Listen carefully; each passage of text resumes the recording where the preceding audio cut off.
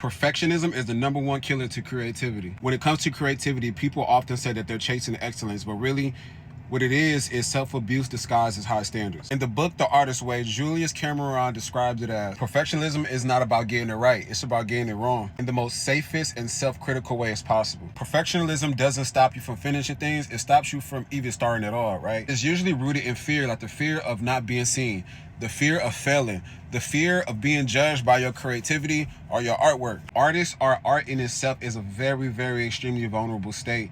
And it's important for artists who wants to make amazing work to explore themselves and learn who they are, come to a self-acceptance phase, and also explore your spirituality too. This is the reason why most successful artists are really self-aware, or they're extremely vulnerable, because they put their pain, right? When you make music or you create art, sometimes you put your pain inside of there, or you feel gratitude or feelings of love. Are you learning yourself? Or you learn something different about yourself that you want to convey to the world in a different light or nuances than what's already been spoken or said or shown. If you want to make amazing pieces of art or art that really speaks to who you are, you have to be vulnerable, lay all your cards on the table.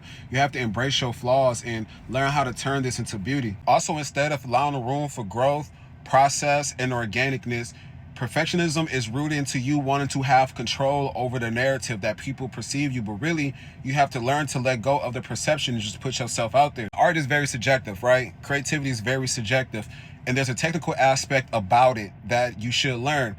But there's no way that you're going to learn how to technically be good at making music or be good at painting or be good at taking photography if you never allow yourself to make mistakes and grow and learn from them. It blocked flow, it silent risk, and it confused fear with discipline. Leonardo da Vinci once said that art is never finished, it's only abandoned. And another quote that's in the same sentiment by Paul Gardner, he said that art is never done, it just stops at interesting places. I'm sorry, he said a painting is never finished, it just stops at interesting places. You're creating, you must create for the sake of creating, not to please any algorithms, not to please anybody else, just because this is what your soul is begging you to do, and you must do it as freely and fluently as possible.